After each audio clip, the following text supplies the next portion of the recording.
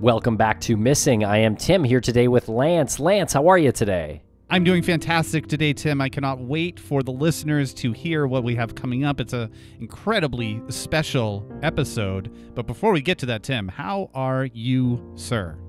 I'm doing well. We just came off of the weekend at Obsessed Fest, and this was one of the panels that we did at Obsessed Fest 2023.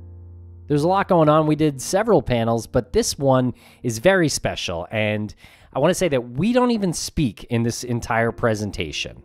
On this episode is Jodi Voice Yellowfish, Christy Swimmer McLemore, Phyllis Nuno, and Arayah Gonzalis. And these are all members of the MMIW, the Missing and Murdered Indigenous Women Texas Rematriate organization. And we just wanted to give Christopher Walker, the voice of IDs Disappeared, a shout out, because he's the one that brought to the table this idea that we should be focusing on something that was very centric to the city of Dallas. And this is where the idea came from. And the organizers of the Obsessed Fest were very open to having this panel, which we heard later on was sort of the hidden gem of the weekend. Okay, so we're going to play the audio now from Obsessed Fest. There are some links in the show notes to the MMIW Texas Rematriate's social pages, so check that out. There are also links to donate. And we're just going to take a quick break for commercial, and we'll be right back with our MMIW Texas panel from Obsessed Fest.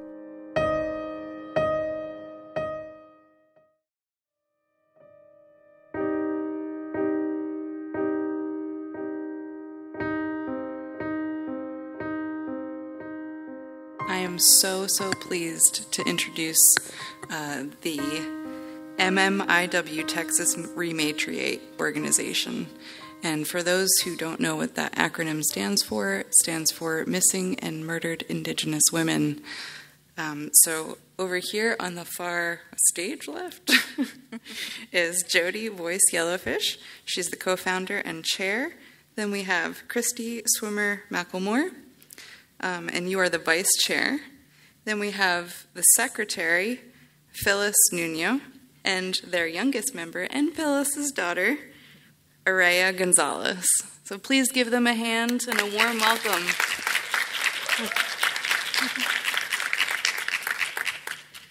Our organization, we always, with all of our work, we open and close with a prayer, because within this work we often refer to our relatives, our community that aren't with our family, and if that's because they've passed on or they're still lost, we try to be respectful of that.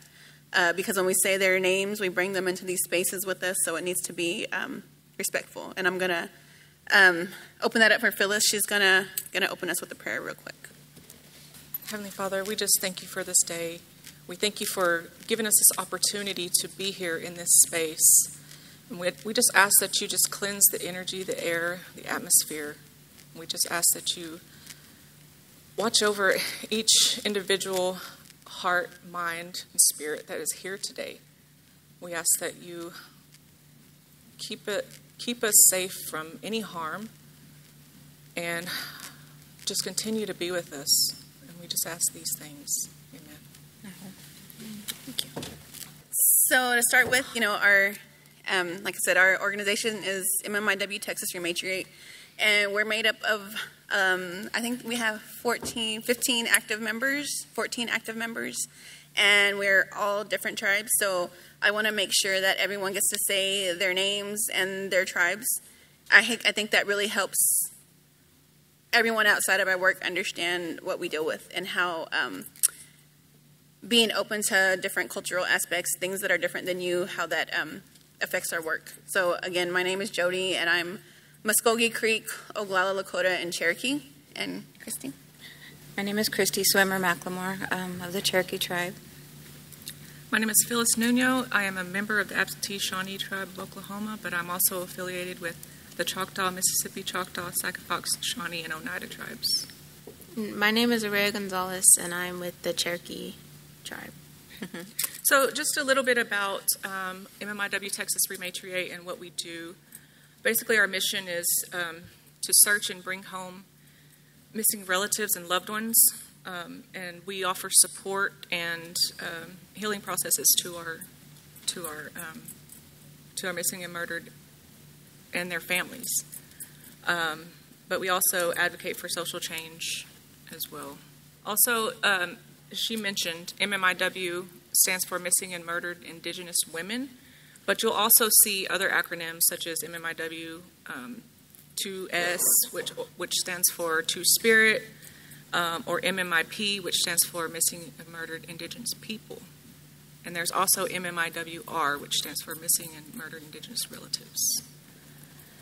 Yeah, and we have this presentation that we use all the time, and we've been working with that with the organizers and whatnot. So we might be going through this kind of quickly, as we want it to be more conversational and not just a presentation where we're giving you facts and whatnot. Within our work, we all have our own reasons why we do the work, and our work started as just being in community with each other, and there was a specific case that really pulled me in, and we started doing work as a community to have a vigil.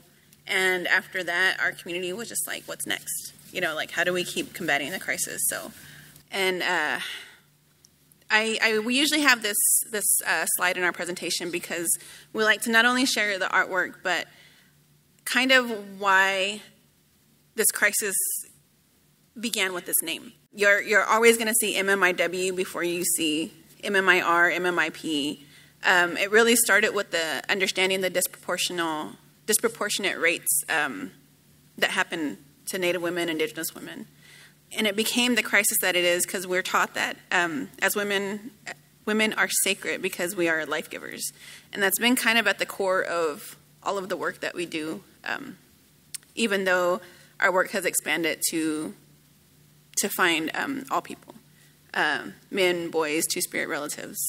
And one of the reasons why we open with a prayer and things like that, I'm always asked about what pulled me into the work. In that case that I mentioned where we wanted to have a vigil was for Savannah Graywin.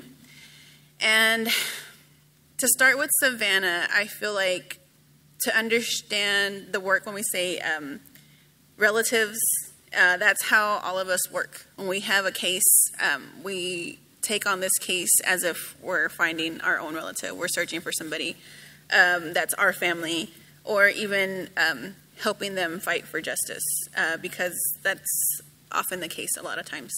But with Savannah, this was the case that I first really felt like I needed to activate myself and do something within the community. This was the case that shook me and made me feel like I lost a family member. And I think to understand that, I've had the privilege to attend Haskell Indian Nations University in Lawrence, Kansas.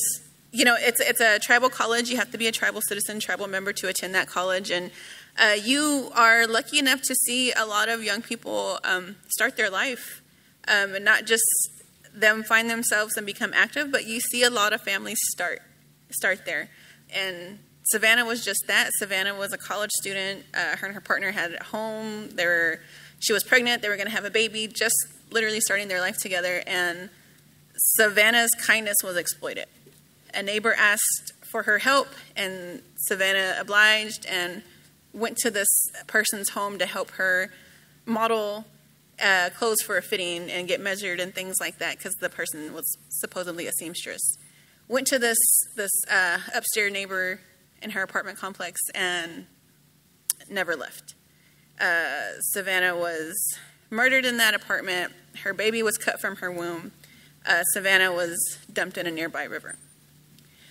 And when her family went to law enforcement and said, their relative was missing, that police department there was quick to say, oh, she'll come back. She's probably partying. And they're like, no, that's not her. She's pregnant right now. She's not in that lifestyle. This isn't like her. Police really wouldn't do anything. And one thing that we've learned is we do a lot of the work that they should be doing. And this happened with this case. This community activated themselves for the family, and this community found her on their own. And this was what really activated myself and my sister to do something. And like I said, once that happened, we had a vigil. We wanted to honor her, but we also asked if in our community, if there were people that wanted to honor somebody else. Like, are there people in our community that have been lost to this violence and things like that? And we got a lot of names that I had never heard. I didn't know about. I grew up in Dallas, and we got these names and these stories, and we honored them by saying their names. We had this vigil, this butterfly release, all of these things. And one of our members, he was told by an elder, like, we've always had this problem. It's always been a crisis. We just didn't have a name for it. Now we know how to talk about it. And that stuck with me, because I was thinking, we have these elders that have just accepted and lived with that pain for generations now. But I do want to mention that Dallas is a relocation site, and not many people know what that means. So the U.S. government had a Relocation Act, the Relocation Act of 1956, and that was basically a form of assimilation that got tribal citizens off their ancestral homelands and tribal lands and brought them to big cities, and Dallas was one of them. Myself personally, both of my parents came on relocation. Our city, I do a lot in our city, and I'm in a lot of spaces where I get to talk to city officials and things like that. I ask this in almost every space I go to, if, how has Dallas acknowledged this? Is there somewhere I can find, like, archives that there was a Bureau of Indian Affairs office here? They have no idea where to send me. I work closely with different council persons, as I'm on a board. I'm on an advisory board with the city. They have no idea where to send me, no idea where to find anything to acknowledge that, why there are hundreds of tribes represented here. But on the screen, I have some of the contributing factors to this crisis that we end up helping a lot of people with. And it's important to understand that, we may not be on tribal land, but there are a lot of citizens here in the area that end up facing violence, may that be domestic violence or assault of some kind, and that's a lot of the times how we end up helping families or different cases. So that's really something to kind of a lot to digest, but it really needs to be understood in the work that we do. But after we had this vigil and started to be active, once we decided that it was only a handful, maybe 5 of us, that said we want to be a group that helps our community,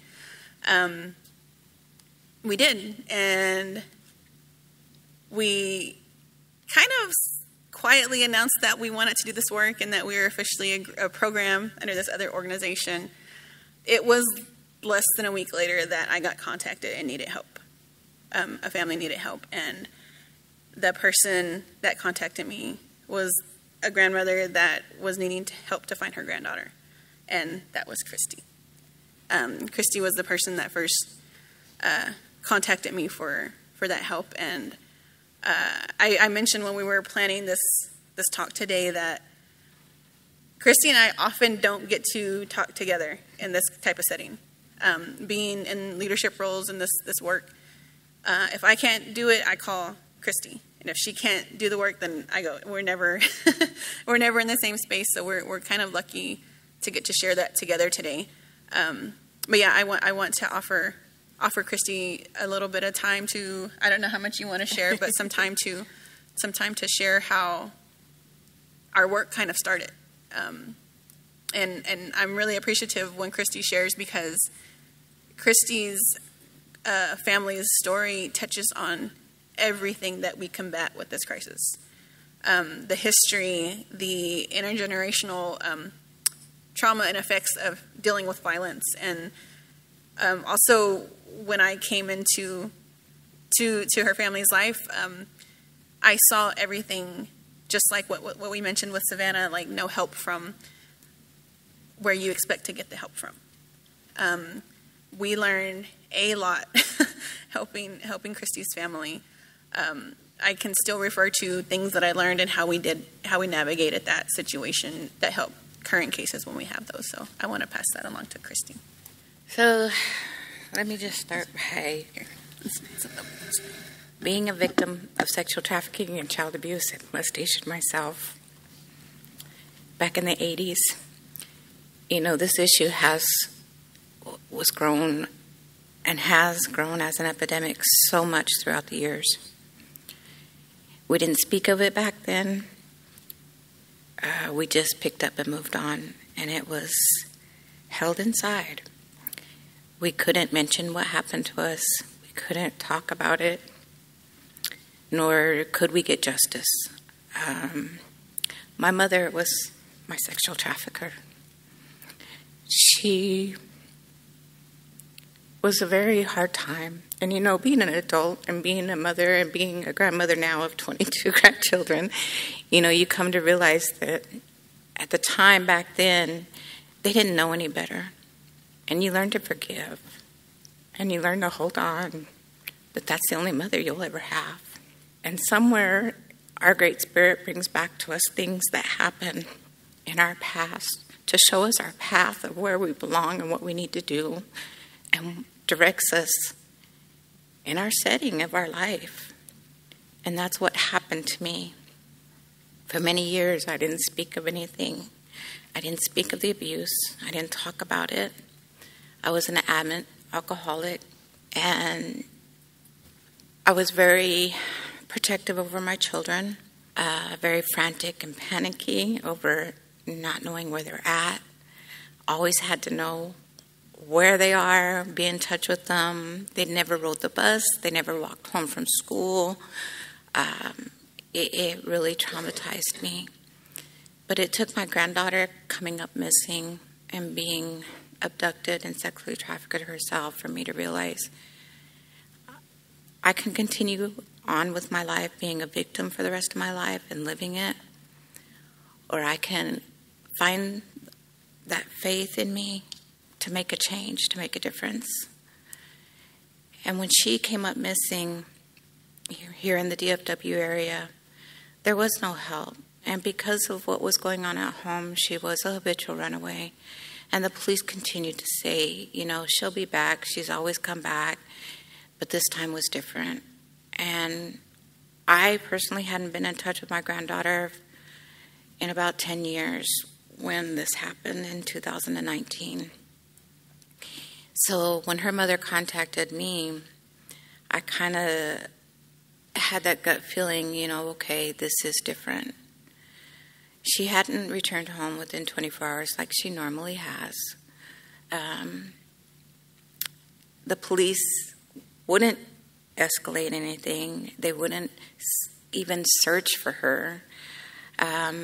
It was more just a written report, gave us a case number, and that was it. Any calls or anything that we got, they didn't give us any resources of what we could do, where we could go, or what we needed to do. It was just a waiting game.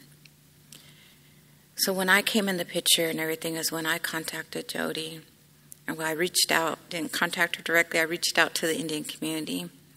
I really don't trust police officers or law enforcement. I really have no faith in them. And my father always taught me, you know, Indian community is family. Her mother's taken me in back when I couldn't find my father at times. So with that being said, I just reached out to the Indian community, and Jodi's the one that reached back out to me. With that being said, it took us finding and doing the legwork, making flyers. People donated the money to have those flyers made. She was missing for 10 days. And, you know, I'm a survivor, and I was only praying that my granddaughter was going to be alive. But it took those flyers and us doing the legwork and continuing being up for 10 days and nights, searching and just every areas that we can. A Walmart employee happened to find her flyer, see her flyer. We just by chance that day got it on the news on Channel 4. A little smidget of a poster flying, visual, that was it. That was the only news channel that would help me. At that time, then a Walmart employee contacted us, says, I've seen her. She's here. She was here with a man.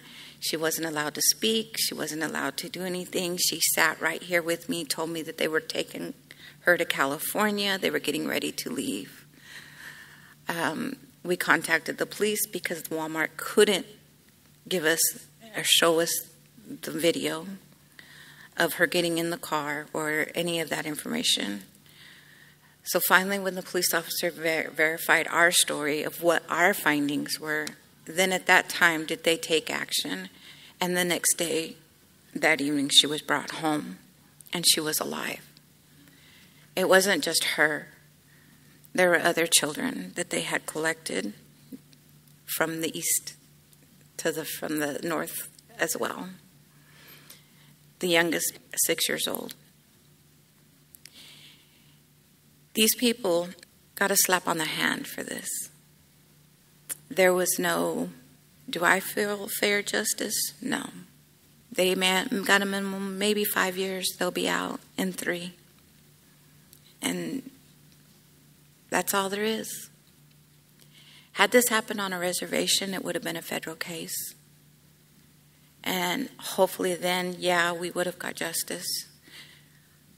With us being out here and away from our homes, it's different. And we're shied away a lot of the time because our Native community is known as alcoholics, drug users, lowlifes. I mean, honestly, we are.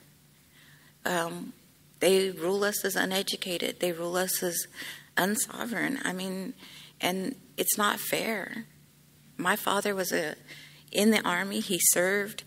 He was made to go in the military. He was an active relocation activist here. He started many of the programs for our Indian community here, such as the Urban Tribal and Center, the American Indian Chamber of Commerce, along with Tribal American Network, our Beyond Bows and Arrows radio station here in the community, just so our community here of the people that were of the relocation could keep ties to their homelands and their community. You know, I don't know what's worse.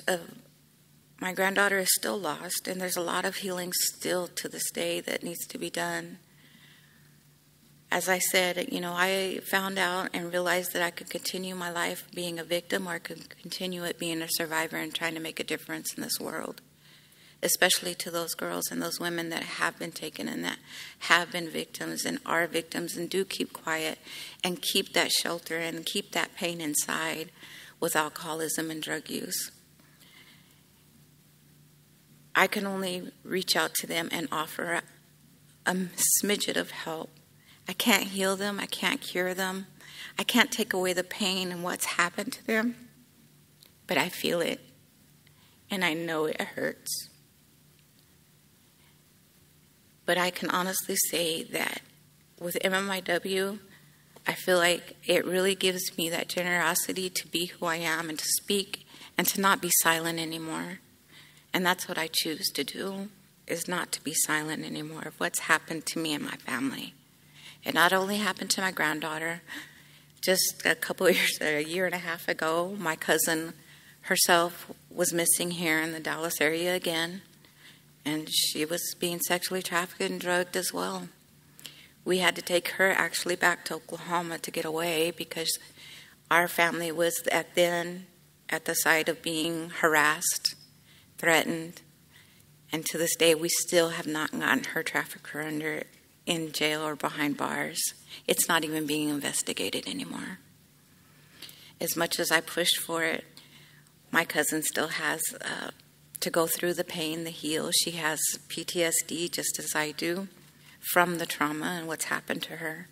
I don't think we'll ever get justice for what happened to her. And I don't think she'll ever be able to come back to the DFW area. And this is where she grew up. So a lot of this work, it is draining, but it does give me the satisfaction of knowing if I've touched one life or touched one family and helped them and assisted them, even in being a voice, if their victim didn't come home, that in itself gives me peace, and it gives me the heart to move on and to continue this work. I have been forever indebted to Jodi and MMIW, and I will continue to do so and speak about what's happened to this family. It's not fair, but it happens, and it is our reality and has been our reality for genocides. Thank you. We, like I mentioned, we learned so much through that first case. You know, when we started looking for her granddaughter, I ended up, you know, I come from different kind of organizing activist spaces in the area, and I knew how to contact the media. I knew that you can't get law enforcement to do something, call the DA's office, because then they'll get off their ass because they're getting called. That's what we did. We had them call the DA. They started moving. You can't get on the media, you can't get help from different clearinghouses like foundations that help look for people if you don't have a missing persons case number, if you don't have a file, report it. And I've literally seen people not want to call the cops and not want to work with the cops when somebody is missing. So that was, you know, we learned so much in how to handle things from then. And that's part of what we do. We try to help families navigate these situations as safe as possible. We learn something new, how to handle it every time we help a family. So we don't always have an active case, which is good. You know, we don't always want to have active cases. So we do a lot of different outreach work and different advocacy work and different education. And we're able to tell people it's not the safest thing for you to put your phone number on a flyer. You know, you get fake tips, you get ransom calls, and you know, we've had people get upset, like, I'm going to put this, and we get it. You know, you are in crisis mode, and you are going to do everything to find your family, your relative. But what we do is just try to be that buffer. We want to help them talk to media. We want to help them talk to law enforcement, because there's a lot of trauma when it comes to law enforcement. I have my own biases. I have my own reasons why I distrust the cops, and you know, I have to put that aside. You know, I have to put, because this work and this crisis is bigger than any individual. And I don't know, and I've even been told, you know, in our city here, you know, other organizers and activists have said, like, I don't know anybody that has to work within this broken system like you do, like the work that we do. But because we can harness and, you know, manage our distrust or our anger with, like, law enforcement and stuff, we are able now to have a contact that we can directly talk to, or we're able to call them out and tell them to their face, like, you know, you say to do this and do that, but that doesn't work. So what do we do? And doing this work too, especially with this new relationship we're building with Dallas Police Department. One of the first meetings I went to and I got called to, I was not expecting to walk in a room and see 20 uniformed officers. And different people. I literally just stopped and stood there, and I had to explain to them, it's like, I don't trust you. I don't feel safe. And then I started hearing all this stuff, like, from them. They're like, yeah, I get it. I understand. And if you're that open and honest, they're a little more open to hearing the inconsistencies and the flaws within their own system. I've seen in cases where they're told to call 911 and file a report. That doesn't work. They're told to call the missing persons unit. They do. They get the runaround. And I can tell them that now. Like, don't tell somebody to do that if you know it's not going to work. And I know they get annoyed when I say these things, but that's what we're here to do. And when we combat these crises, we have to look at everything. I don't know how many times, you know, Christy and I have talked to families about kinship and foster care and getting custody, and you know, these are things that we have to combat. We're not social workers, we're not counselors, and we've gotten called for families needing help with somebody with suicidal ideation, somebody's dealing with domestic violence, somebody's dealing with homelessness. These are all factors that get ignored, you know, when we're dealing with somebody that's missing. And that's where that care, like family, like community, like your relatives. I'm privileged enough to educate on this topic in university settings often. And it is a foreign concept to non-Native people about relatives and helping your community as if they're family. I can see young white men in these audiences in universities roll their eyes and just sigh and just like, oh my gosh, like, and there's no care. There's no true care to that this person is a human and that that's somebody's loved one, and they want stats, they want numbers, they want quantitative data. We don't have that. We have been dealing with this violence since colonization began, and it never stopped. It just looks different, and we're still dealing with that. And when I tell people that, and I tell people, like, you're not just going to get on Google and find the right numbers, they get annoyed. You're not going to get on Google and use an image or use somebody's picture or use somebody's name. And they ask why, and I'm like, they're human. That's somebody, you don't get to exploit them in that manner. And so that's something really, like I said, it's a foreign concept to non-Native people, and I see it on the regular. But that's something, too, that we talked about with each other that we wanted to make sure we brought to this space was, I mentioned the other day in our planning meeting, like, I really struggled with if I was going to do the podcast I initially did. I was contacted, and I asked probably a good 20 people that I was learning from about this work if I should do it. And I wanted to make sure we brought that up in this space, and that our work isn't entertainment. It's not like that. And we dealt with dehumanization on so many levels for generations. Like I said, since colonization began here. But all of the ladies that I was learning from about this crisis work, they mentioned how it was an opportunity to educate. And so I want to make sure that thought process around true crime and different podcasts is taken in. Is that, you're very interested in understanding the ins and outs of these things that happen to these families and these individuals in these cases. But it's hard work for the people that are involved.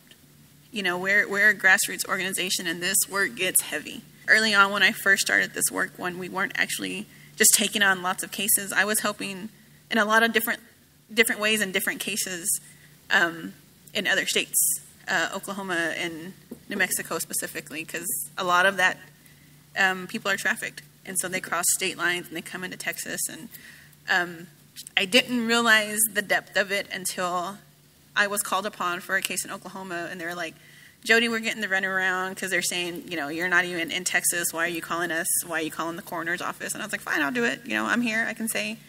And it was the moment I got put on hold and they were looking through their Jane Does in South Texas when I realized, I might get told and have to call this mom that her daughter was found.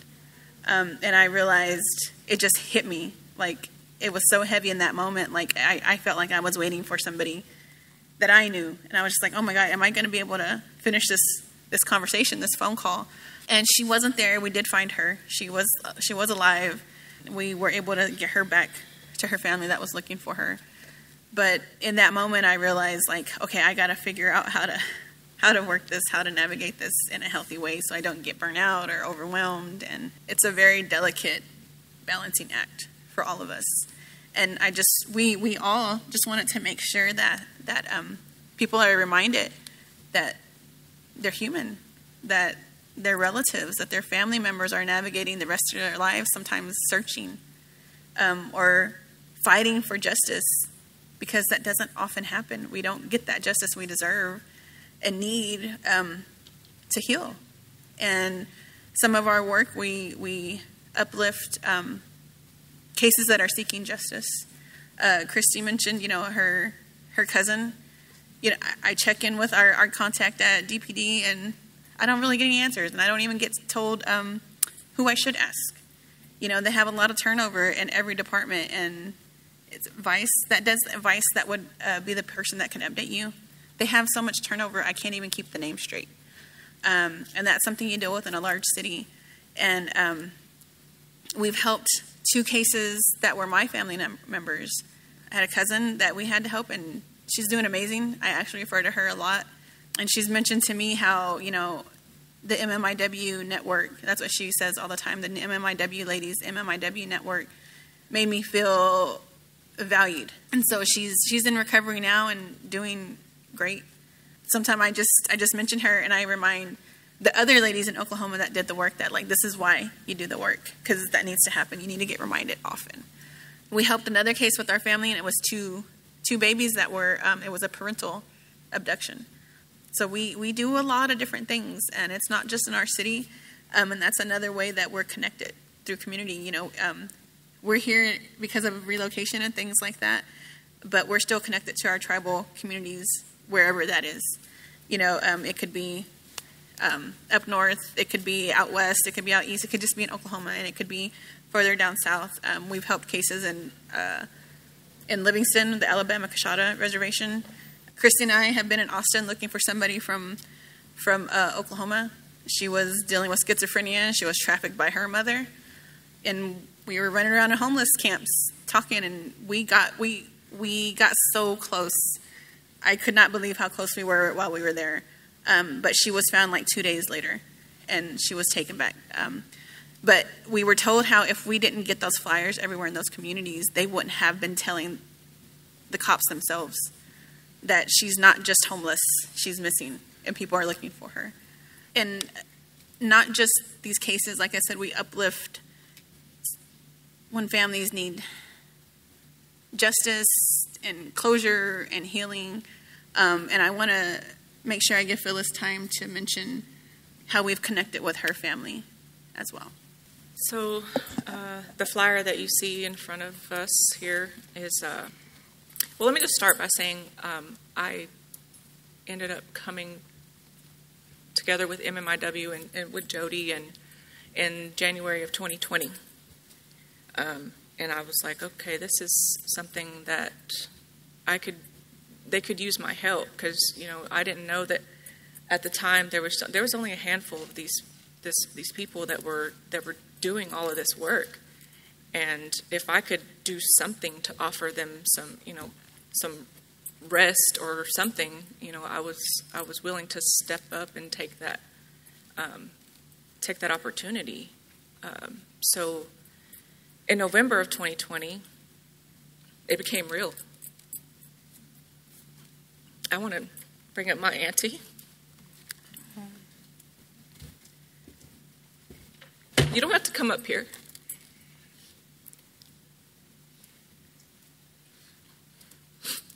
Ellison was 7 years old. Sienna was 10. And their mother, Kamora, was 43. And like she said, we help families who are still looking for justice. This is why it's so important to me that we do this work for these families, for these people who don't have a voice. They can't speak for themselves anymore. She can't speak about it without the floodgates opening.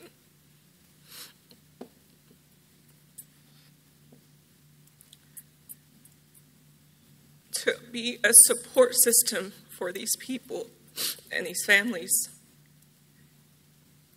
Because, like she said, it gets so heavy.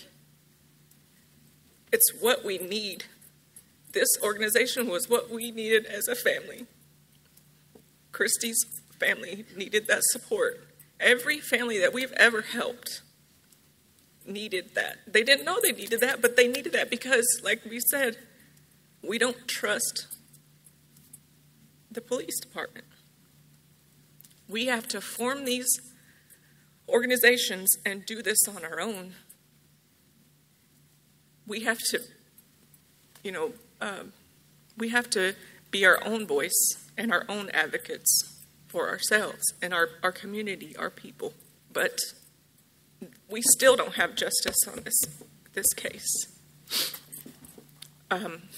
Yes, we are fortunate that they have the suspect in custody, but my aunt can't even begin to have closure until we get a conviction. And myself, having grandchildren myself,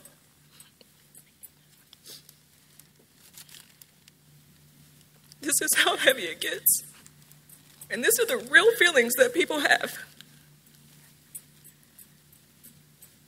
So I always want to bring her and welcome her whenever we come and do anything.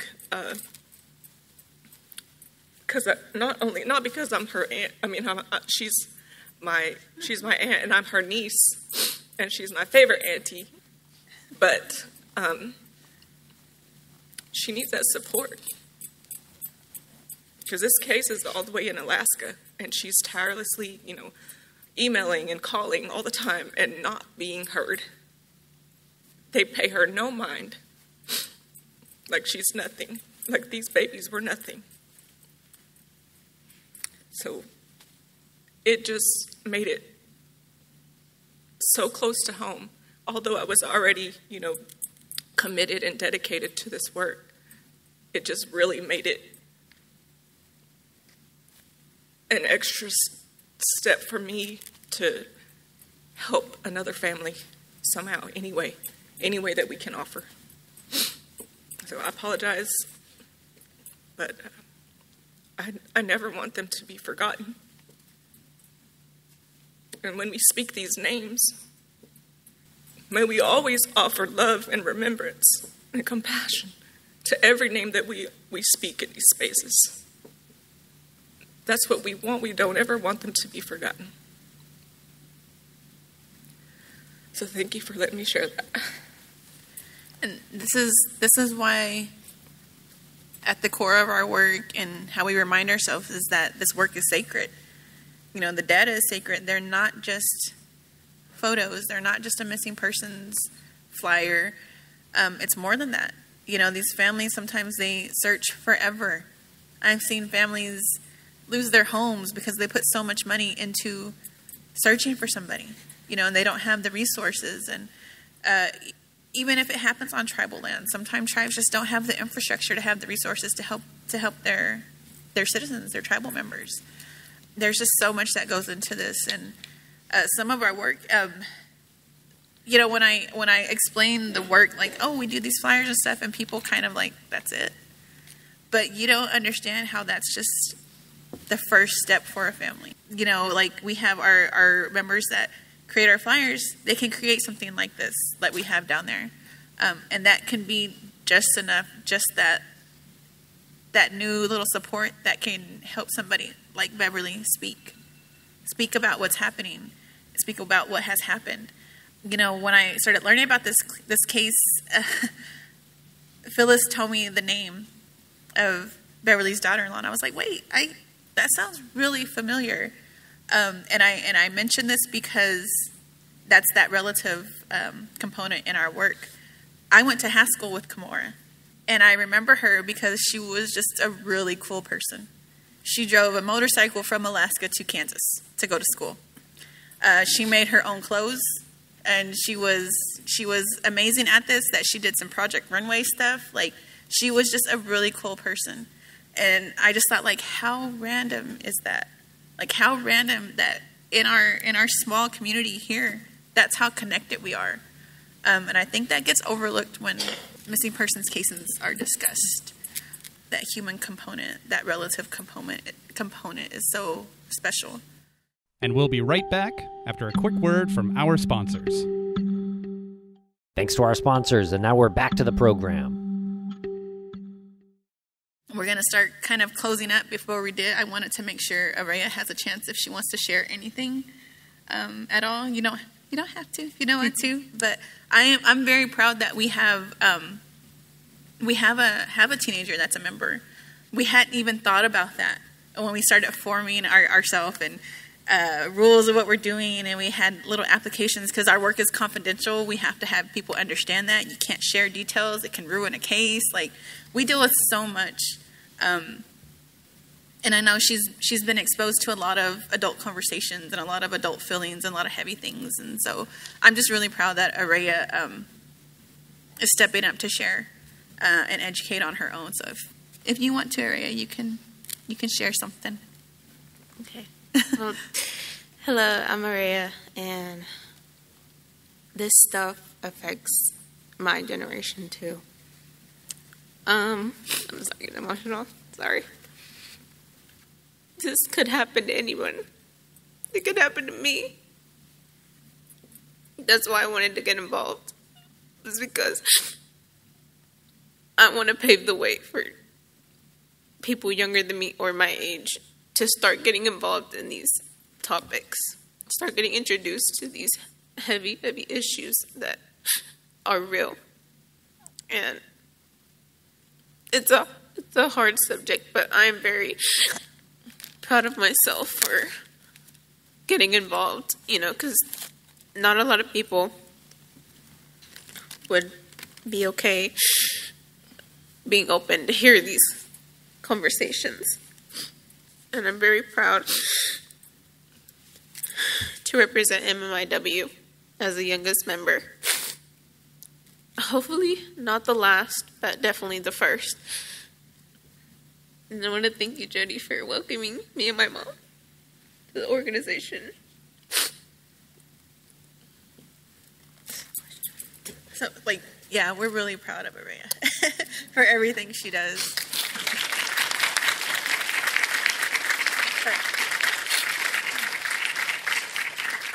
I do, this is always something I make sure that we share, especially in, when our audience isn't all Native, when we have non-Native folks.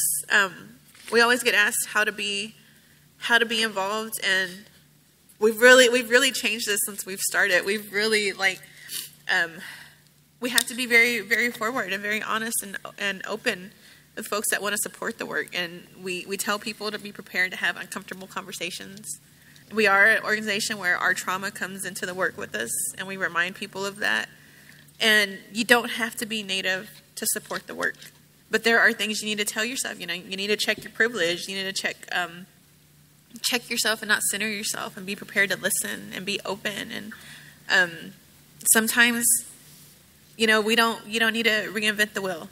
And I get asked all over the country, if they can donate to our work.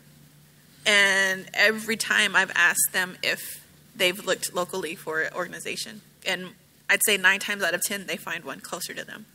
And I tell them, I'm saying I don't want this money because somebody else needs the same money. And it can be something as simple as paying for printing fees, giving a family gas money, helping them with groceries because they've spent all of their money on gas or flyers. And it happens all the time. Yeah, there's so many ways to support. Your connections support. If you know somebody at a local news station, help push that flyer beyond the news desk, the check-in desk where they get the everyday tips, help somebody, remind somebody. Yeah, we do so much, and that support goes a long way. Even just if there's experts in your life, if you have a lawyer, if you know a social worker, if you know somebody specific to a city that does something, it's extremely important. And that's how you can contact us. And I always kind of wrap up our space with, I don't want to have to help you, but that's what we're here for. I pray that nobody needs our help to find your loved one or fight for justice for you because somebody was murdered or somebody was taken to you and somebody was trafficked. But we're always here to help in any kind of way. We've helped offer assistance for non-Native cases as well. Sometimes, in communities where there's that big distrust, we've been asked, tell me how to make a safe flyer. Somebody in Dallas, a young black lady was missing, and I literally, the first thing out the family's mouth is, I'm not calling the killer cops. That's how deep that distrust goes, and it's really sad that we have to do so much work and then hand over all of our work to cops to get justice.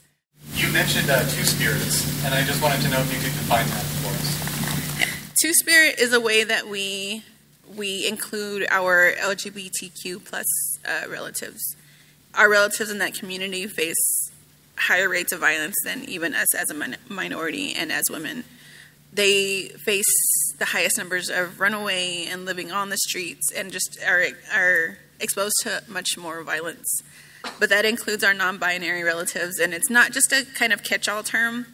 It may seem like that in our work, and we've talked about relatives, but a lot of, not all, a lot of tribes have specific words for that community and how they're referred to. And, you know, we uplift them because they're sacred. And a lot of tribes, you know, our two-spirit relatives, you know, they're medicine keepers and holders and know how to heal people and have a lot of medicine in them.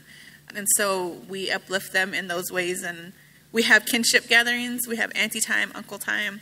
But we have a special two-spirit relative time. We're helping hopefully create family where our two-spirit relatives don't feel alone, don't feel neglected or, you know, excluded. We want to include them in everything and help them understand that they have a safe space and people to turn to. But yeah, it's two-spirit encompasses that entire community, but it also refers to that lifestyle of if you are two-spirit, it's a lot more than just being, you know, your non-binary self. It includes like your way of life and the medicine ways that go along with that. So it's kind of within our work, we kind of use it as a term of endearment and respect. So I just wanted to honor, that's so loud, okay? Honor like the time and emotional impact of your work and just your presence today.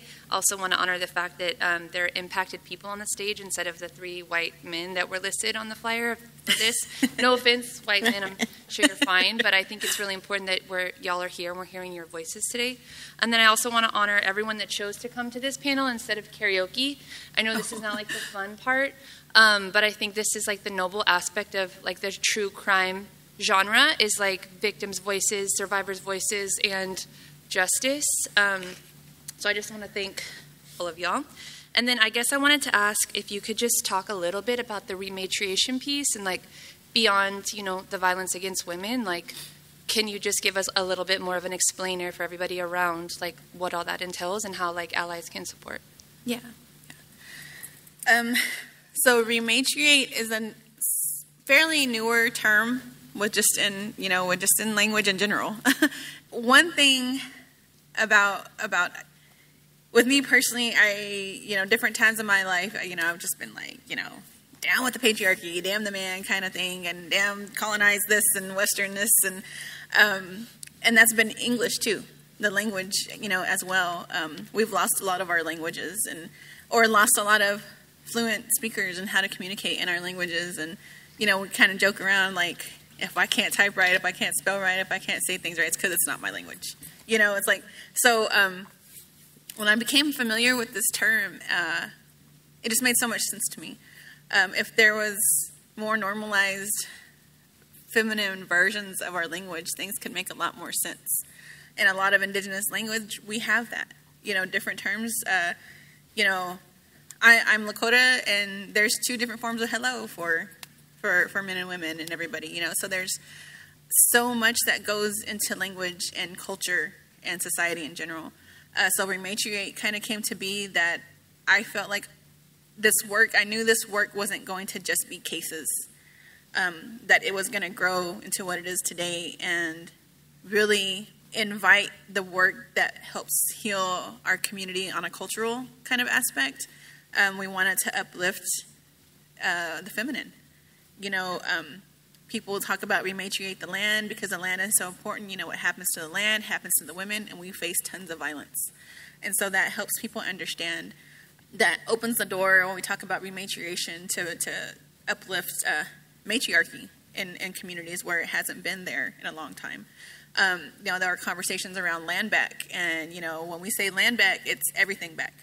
Not just give us this land so we can build something. No, it's like give us the space to be ourselves and gain our language back and our ceremonies back and our culture back so we can be strong enough that we don't have a crisis like this. So, rematriate is a very loaded word for us, but it helps us easily say all of the things that make our work what it is. That you did also previously, or did I mishear you say that towards the beginning of the presentation? Yeah, so I got invited by Tim and Lance here to be a part of a podcast several years ago now. Yeah, it was a really new platform for me, so I was a little reluctant, but it went very well. I was really appreciative for, somebody mentioned, like, oh, these white men should have been on thing, but we need that allyship.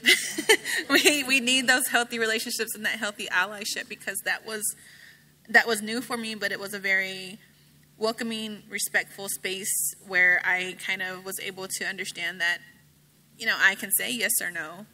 I can dictate what I share. I can say how I need to refer to different things. That experience really helped me. I'm really thankful for that. I know it's on YouTube, and I know how, if I need to find it, I can find it. Yeah, they referred to another case, LMA. She's been looked for a long time, had her family on there. I've been a little more open to that. This work, I know all of us get very protective of each other, of the families we're helping. I can feel it happen when I see Christy or Phyllis overwhelmed or upset. I'm just like, okay, everybody needs to back off. Stay away. Yeah. You mentioned anti-time and uncle time, and that sounded uplifting, and I was wondering what that is and what are just some of the things that you guys do when you're getting really loaded up with things. We've created kinship gathering spaces, kind of our way of checking in with people culturally. I don't know other communities that have as many unhoused relatives as we do. We have a lot of unhoused by choice, and we've had cases where people are just like, oh, how is somebody missing if they're homeless? But they are, and that really just kind of put a fire under me to help our community uplift your relationships and find a space where they can be with family. Maybe it's not their blood family, it's a chosen family space. But when you're in this space where you feel alone, sometimes you need an auntie, you need an uncle, to turn to share.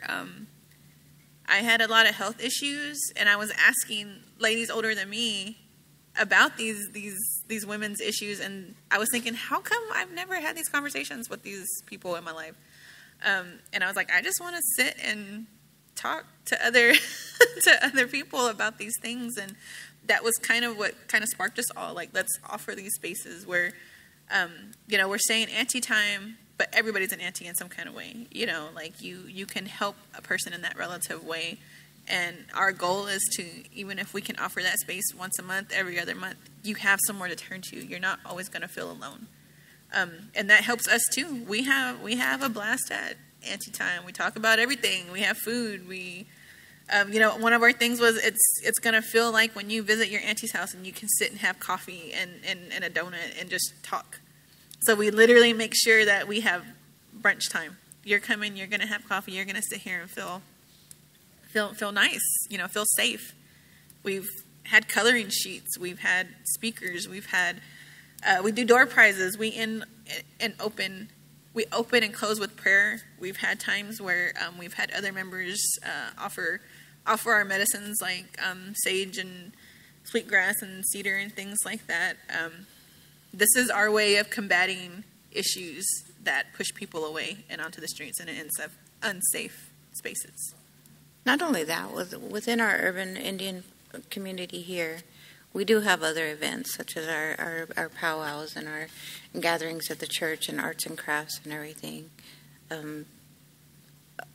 Just to stay, this is our family, and we do have a lot of other organizations within the Indian community here in the DFW area as well.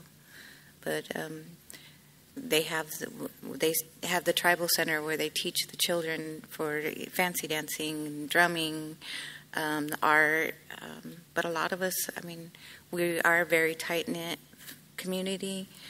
So I know for myself, it's kind of a peaceful time and a chance where we're out of the world, where we feel like we have a place and we feel like we belong. Which points to the reason that the decal I like to draw, I do paint, and the reason for our logo was my painting, which reflects myself and my granddaughter praying and healing together, It also has the 7 sacred teachings of our society for the women at the bottom.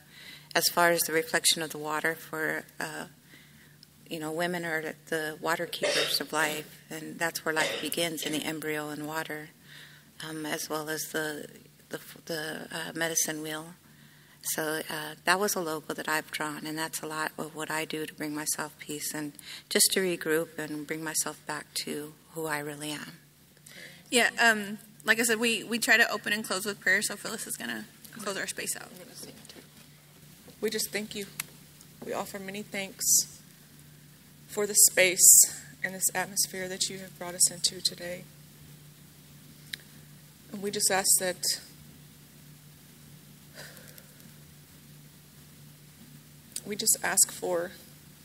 for continued strength and courage to do what we do. And may we always uplift the families of these victims who were voiceless. May we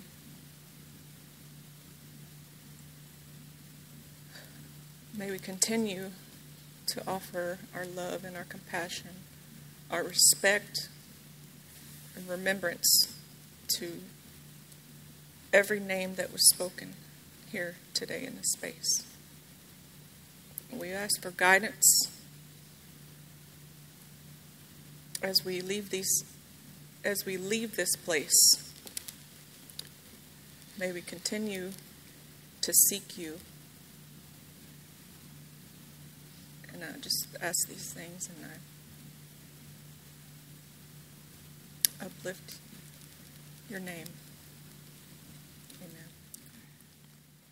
Hey, hey, hey, Yakio, Yakio, hey, hey, Yakio, Yakio, hey, hey, hey, hey, Yakio, Yakio, hey, hey, Yakio, Yakio, hey, hey, Yakio, hey, hey, Yakio, Yakio, hey, hey, Yakio, Yakio, hey, hey, Yakio. Thank you. May you all be blessed.